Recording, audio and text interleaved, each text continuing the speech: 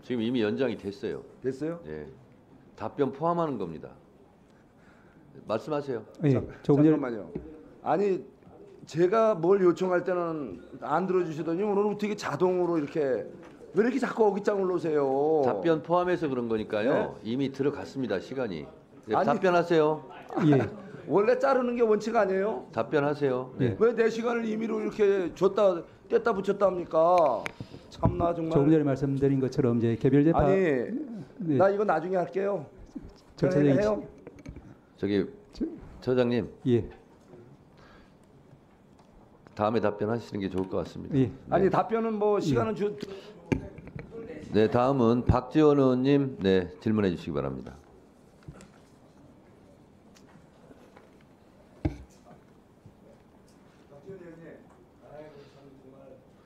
그 발언하는데 좀 방해하지 마세요. 질문하세요.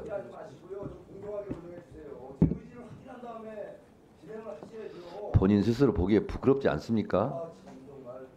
너무 쓸쓸하십니다. 네, 질문하세요. 행정처장님, 예, 제가 광양 노인회를 방문했더니 노인들이 저한테 질문하는 거예요.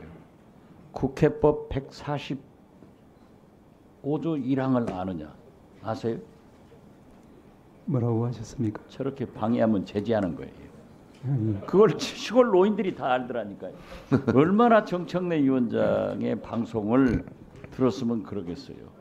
우리는 국민들이 모를 것이다. 하지만은 다 아는 겁니다.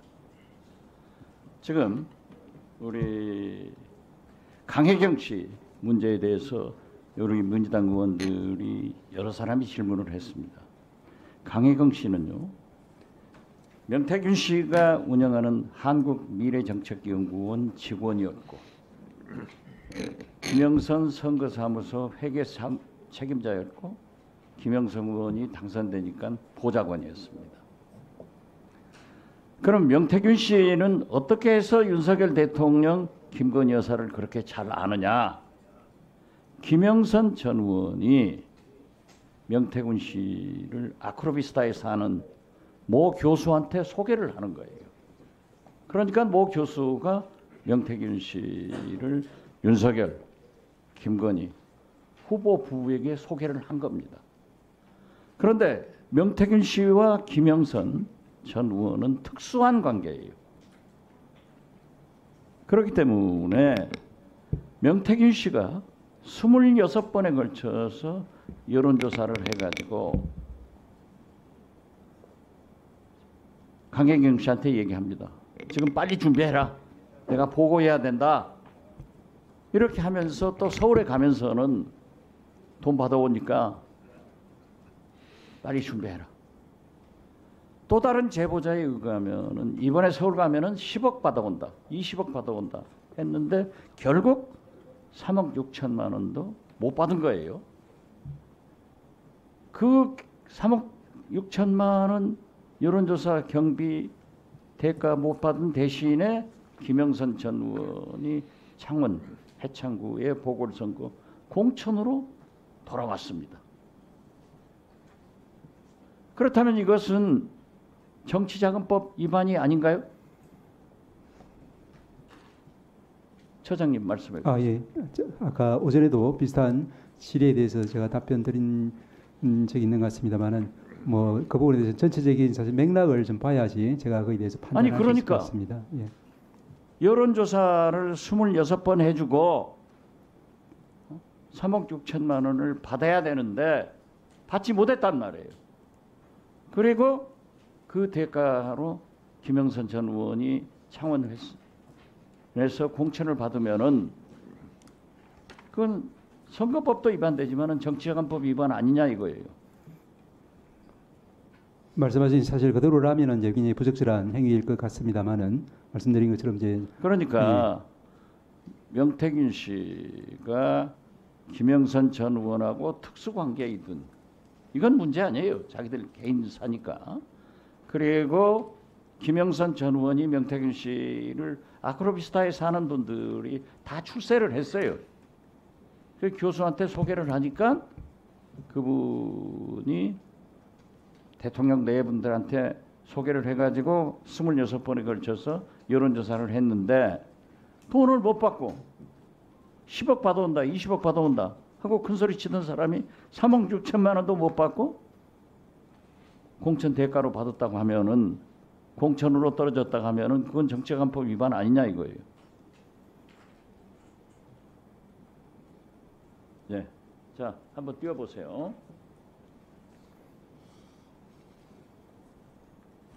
대법원장님께서도 아까 보고하시면서 인사 말씀하시면서도 AI를 활용해서 재판을 하겠다. 또 우리 행정처장님도 취임사에서 예. 그러한 말씀을 하셨죠. 예. 그래서 제가 챗GPT 4o 물었어요. 저렇게 객관적으로. 아까 그 동장 것이 물은 거예요. 그래서 내가 검사라면 어떻겠냐라고 했더니 이제 물은 거예요. 했더니 챗GPT 말이 최종 판단을 서울중앙지검 검사로서 저는 김건희 씨에 대해서 구속 기소를 요청할 것입니다 라고 얘기를 하더라고요. 그리고 답변합니다.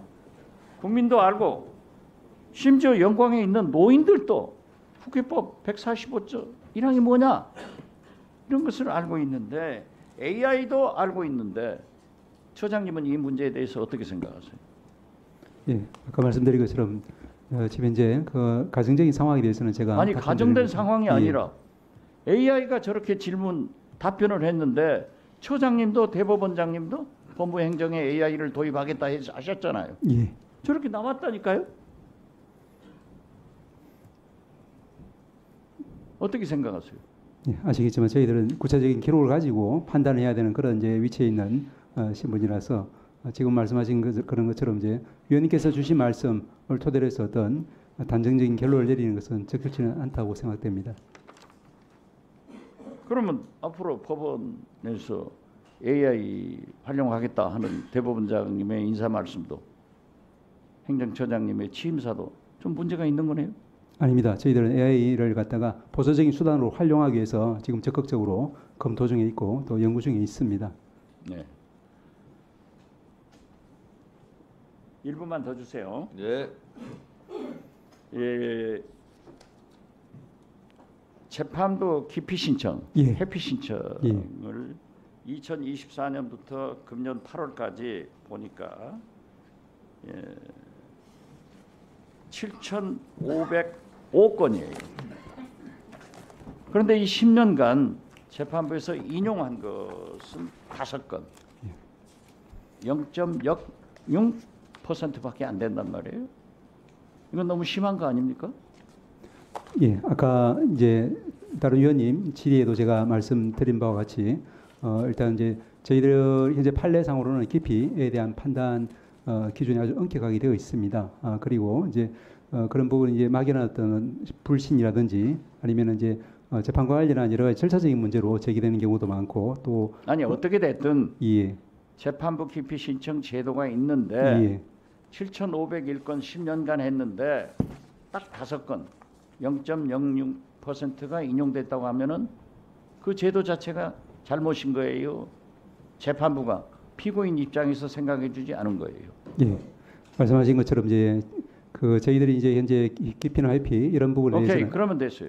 예, 그런데 이재명 대표가 이화영 부지사한테 유죄 판결을 한 그 재판부를 기피했다고 하면은 피고인으로서 권리를 보장해줘야 되는. 예, 위원님 말씀하신 부분이 아마 기피 관련 또 재배당 관련해서 이제 재판부가 여러 가지를 심도 있게 검토할 것이라고 생각합니다. 소장님은 다 좋은데 곤란한 질문은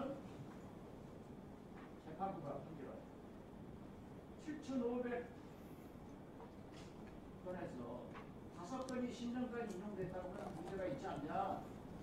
이화영 부지사를 유죄 판결한 그 재판장한테 이재명 대표가 재판을 받는 것은 불이익이 올 수 있기 때문에 정당한 피고인 권리로 재판부 기피 신청을 했다고 하면은 기피해줘야 되는 것 아니냐, 저는 그런 말씀입니다. 예, 기피 인용 건수가 이제 신청 건수에 비해서 지나치게 적다 이런 지적은 충분히 공감할 부분이 있는 것 같습니다.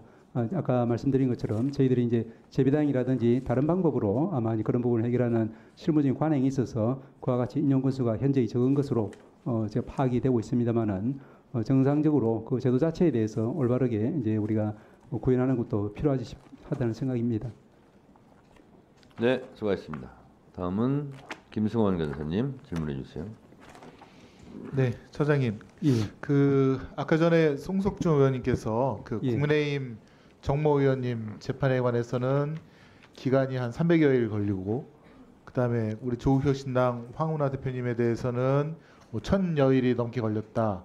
그래서 이거는 뭐 부당하지 않느냐 그러면서 재판을 빨리 해라라는 질의를 하셨을 때 답변을 어떻게 혹시 예, 하셨죠? 제가 조금 전에 드린 답변의 취지는 개별 재판에서 이제 재판이 지연이 있는지 없는지 또 지연의 정당한 사유가 있는지 없는지 하는 것은 그 재판에 대한 평가 문제이기 때문에 제가 답변하는 것은 적절치 않고 다만 일반적으로 재판이 지금 많이 지연되고 가고 있는 이런 현상에 대해서는 사법부가 조금 더 노력하겠다 이런 말씀을 드렸습니다. 조금 더 나가셨으면 좋겠어요. 이 건은 아마 이번 국감 때 처음 질의 드리는 것도 아니고, 예컨대 국민의힘 정모 의원님이 하신 거는 그 뇌물수 관련된 건데 관련된 공범들도 많지 않고 수사 기록도 적어서 그냥 예상했던 대로의 기간이 나온 거고요.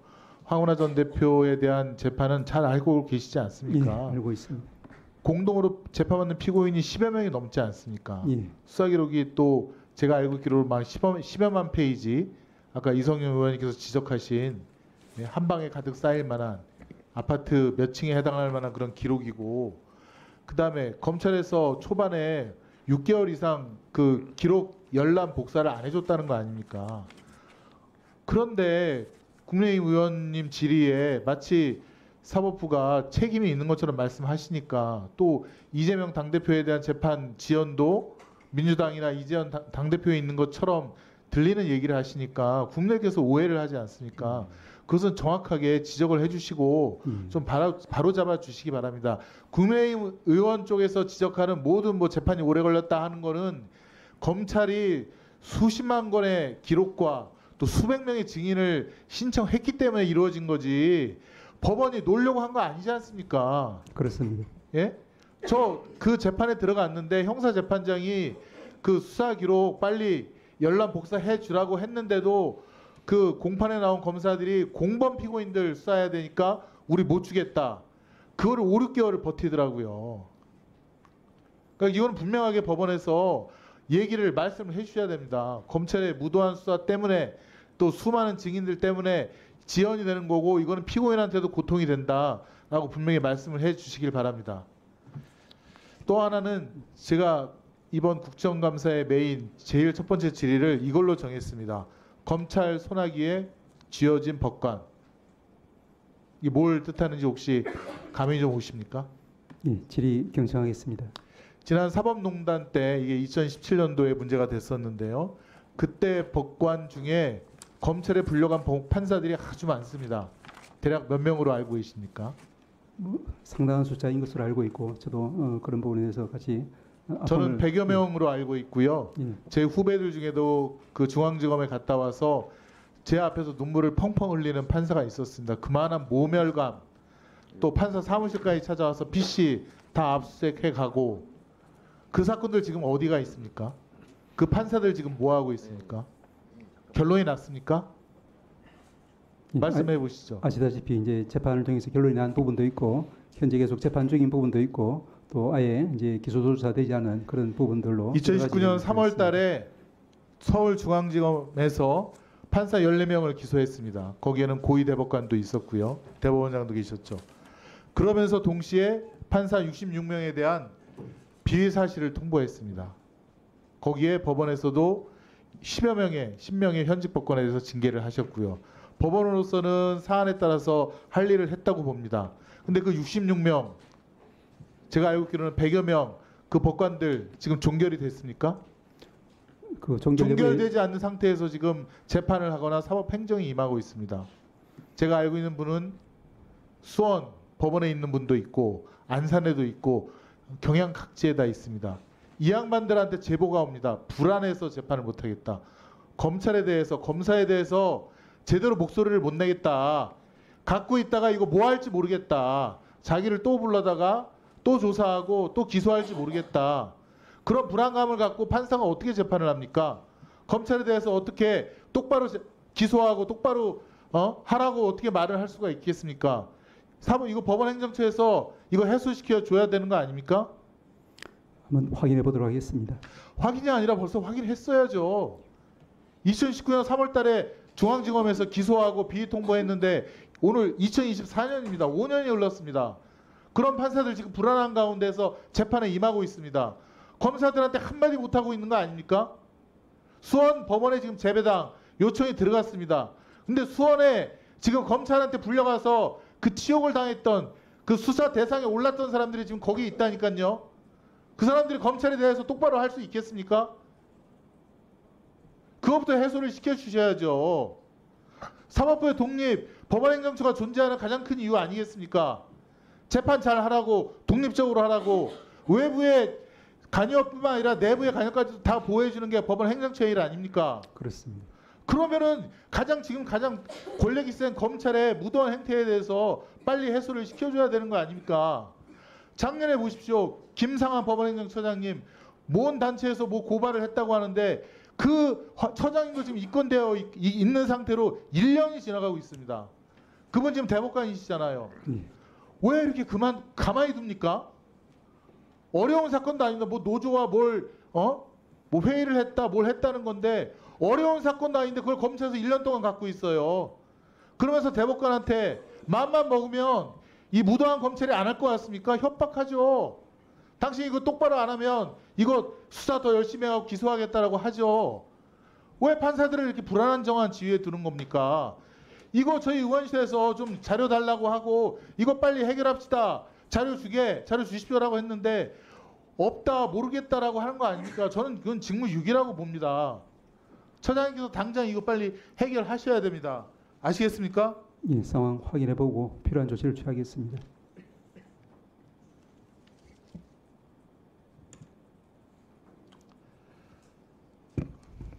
한 가지만 더 여쭙겠습니다. 지금 네. 여기 수많은 의원님들이 공소장 1번주의라든가 또 검찰의 적법 요건에 대해서 그렇게 말씀하셨는데 드디어 어느 한 재판장이 드디어 그거에 대한 반응을 보였는지 아니면 원칙이었는지 공소장 1번주의에 반하는 공수사실 요지라든가 그거 정리하라고 검찰에 지시를 했습니다. 지금 검찰하고 그거 힘겨루기를 하고 있는 것 같습니다. 그 다음에 또한 법원 재판장께서는 직무 대리를 할 요건이 되느냐 공판 관여한 검사들에게 그 대리 발령장을 달라. 왜 부산검사가 서울중앙지검으로 발령을 받아서 재판은 성남지청 가서 성남지법 가서 지원 가서 재판을 하고 또 시간이 남으면 이쪽 서울중앙지법 와서 또 재판을 하고 도대체 이게 말이 되느냐. 검사는 자기 관할 소속 내에서 재판에 관여하고 일을 해야 되는데 그래서 그거에 대한 얘기를 하고 있습니다. 그러면 그걸 갖다가 행정처에서도 심을 치거나 이게 적법한지 말이 틀린지를 좀 확인을 해주고 그걸 좀 하는 작업을 하고 있습니까? 그거는 좀 답변해 주십시오. 예. 공수장 1번주의에 대해서 신경 쓰는 판사 또 검사의 직무 발령 대리에 대해서 지금 정확하게 요구하는 판사에 대해서 같이 관심을 갖고 연구를 하고 있고 무엇이 맞는 건지를 지금 검토하고 있는지를 말씀해 주십시오. 예. 말씀하신 것처럼 공수장 1번주의는 우리 형소법이 취하고 있는 법리이고 판례도 거듭 그 정당성에 대해서 밝히고 있습니다.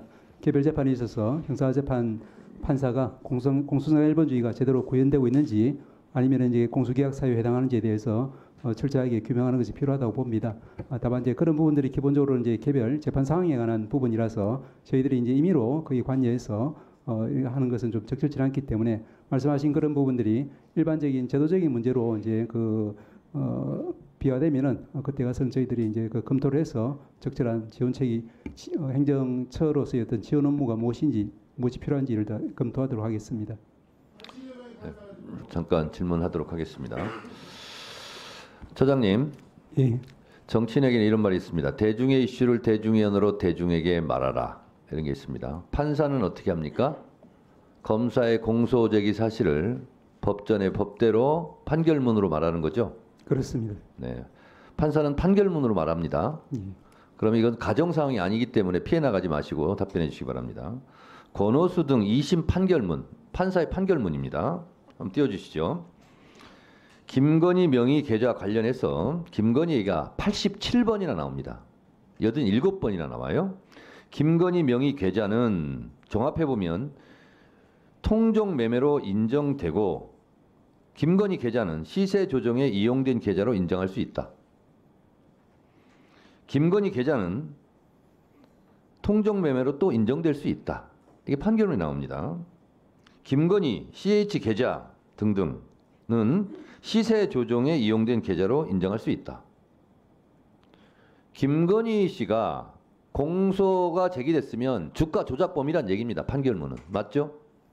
판결에 따르면은 그렇습니다. 판결에 따르면 김건희는 주가 조작범입니다. 도이치모터스 주가 조작범. 이건 부인할 수 없는 거죠. 권오수 등 판결문에 이렇게 나와 있으니까. 이 판결문대로라면 김건희는 주가 조작범입니다. 맞죠? 다시 말씀드리지만 이 판결에 적힌 내용, 그 판결이 이제 지금 상고심 올라갔습니다만은 상고심에서 변경되기 전까지는 존중해야 된다고 생각합니다. 다만 그 구체적인 내용이 이제 아까 말씀하신 네. 이제 분들의 어떤 관여, 어떤 공모의 자, 정도- 처장님께서 이 판결문대로라면 김건희 씨는 주가 조작범이라고 말씀을 하셨습니다. 지금. 자, 그런데요. 그 남편 윤석열 대통령은 대선 때 김건희 씨는 손해만 봤다. 이거는 선거법상 허위사실 공표죄에 해당됩니다. 왜? 손해 본 적이 없어요. 윤석열 정권의 검찰에서요. 시세 차익을 23억 얻었다. 법무부 자료에 나오는 겁니다. 김건희, 최은순 씨는 23억을 벌었어요. 통정매매 시세 차익을 얻었어요. 주가 조작범이죠. 자, 그런데 손해만 봤다 또 이렇게 얘기했어요. 일시적으로 손해를 본 적이 있나 봐요. 4,700만 원. 그거 다 보전해 줬습니다. 김건희 씨 통장에 그대로 넣어줬어요. 4,700만 원. 액수가 똑같습니다. 김건희 씨는 주가 조작범이고요. 또 1차 주포가 이렇게 얘기해요. 권오수 씨랑 있을 때 수익의 30~40%를 주겠다. 1차 주포에게. 그 얘기를 하는 현장에 김건희 씨도 있었다는 JTBC 보도입니다. 다 공모한 거죠. 자, 2심 판결문은 손모 씨에 대해서 처음에는 1심에서 무죄가 난 이유는 공범으로 봤기 때문에 그건 무죄다. 다만 방조범이다. 이래서 실형을 때렸습니다. 김건희 씨도 공소 제기만 됐으면 실형을 맞는 거죠. 김건희 씨가요. 2010년 그 유명한 8만 주에 12시 3,300에 때려주셈. 이렇게 주문하자마자 7초 만에 김건희 씨 대신계좌증권에서 8만 주를 3,300원에 매도하는 주문이 나왔어요. 이런 뚜렷한 증거가 있는데도 검찰이 기소를 하지 않기 때문에 판사는 판결할 수 없는 거죠. 말씀을 드려도 되겠습니까? 네, 아니 기소를 하지 않았기 때문에 판결을 못하는 거 맞죠? 말씀을 드려도 되겠습니까? 아니 제가 묻는 말이 공소 제기된 내용만 지금 판사는 판결하는 거 아닙니까? 불기소했으면 재정 신청할 수 있는데 그것도 아니고. 예, 그 일단 검찰에 공소가 있어야 판단할 수 있다는 건 위원장님 말씀 맞고요. 네. 그리고 이 판결에 따라서 이제 아까 그 공모가 인정되는지 안 되는지는 이 판결 내용을 좀 봐야 하지 알 것 자, 같습니다. 이 관련자들이요. 잡힌 사람들은 구속 기소를 텐데 내가 가장 우려한 김건희만 빠지고 우리만 달리는 상황이 올 수도 있고 윤 쪽은 자기 마누라만 빠져나가면 나머지는 무기징역을 받든 사형을 당하든 아무 고민도 없는 사람들, 파렴치한 사람들이란 얘기예요. 그런 사람들에게 기대하고 있었더니 나도 한심하다 이런 얘기입니다. 자, 김건희 디올백도 분명히 청탁금지법 위반이에요. 제가 읽어볼게요. 청탁금지법 제8조 누구든지 공직자에게 또는 그 공직자의 배우자에게 수수, 금지, 금품 등을 제공하나 그 제공의 약속 또는 의사표시를 해서는 아니 된다. 이것도 기소를 안 하기 때문에 판결을 할 수가 없습니다. 또 김건희 관련된 얘기하겠습니다. 명태균 씨 동영 음성 좀 틀어주시죠. 매우 놀라운 일이 어제 스픽스에서 공개가 됐습니다. 3억 6천만 원 여론조사를 했다는 거예요. 명태균 씨 얘기 들어보시죠. 하여튼 조사 돌리면서 할 때마다 나한테 좀 얘기를 해줘요. 맨날 유성에서 뭐 해줘야 돼. 보세요. 대선 기간 때 특히 또 깜깜이 기간에를 포함해서 26차례를 3억 6천 비용을 들여서 여론조사를 해줬다는 거예요. 그런데 국민의힘 대선 회계장부에는 이 명목이 없습니다. 불법이죠. 그래서 3억 6천을 달라고 비용을 추계를 했다는 얘기를 어제 강혜경 씨가 스픽스에서 폭로했습니다. 들어주시죠.